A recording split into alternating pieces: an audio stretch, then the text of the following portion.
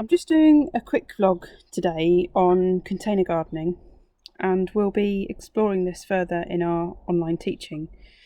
But I've had a lot of questions from people who maybe don't have a garden but have a balcony or a terrace or a patio, some kind of outdoor space which isn't a full garden or doesn't have soil, what they can grow, what edibles can be grown in a small space and without soil. So container growing can be really fun, and I've got some examples here of what I'm doing with pots. So these are tomato and basil together, and generally a good rule is if something tastes good together then they grow well together. So tomato and basil are a really good pairing, and basil can also be quite good at repelling some pests.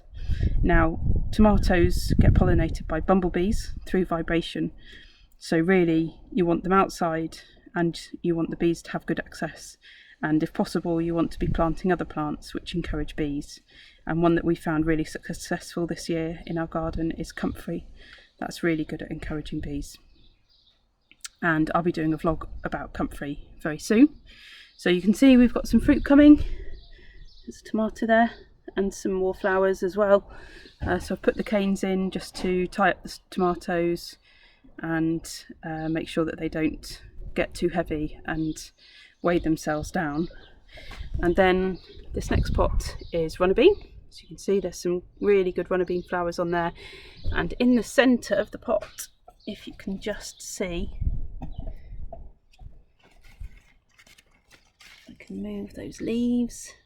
It's really hard to see, but I've got a chard plant in the middle, and it doesn't look very healthy because, there you go, you can see it now, just in the centre there, because the birds were pecking at it.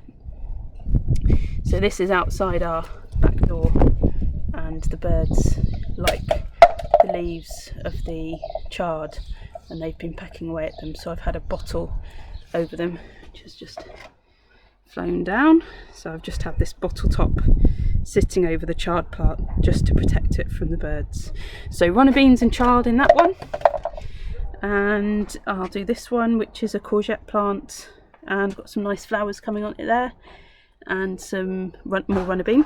So I'm using the height and I'm using the lower space as well to grow at different levels. And then this one here is a fruit tub.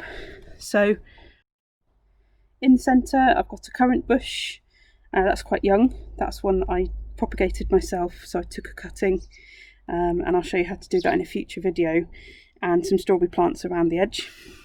So that's a fruit pot.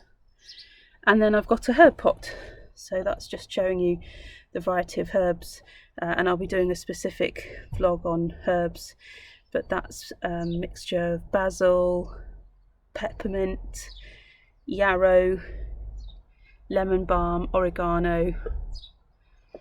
So a really good mix there, and that's quite a small pot. There's my hand, so it's about 6 or 8 inches across, so it's not a huge pot.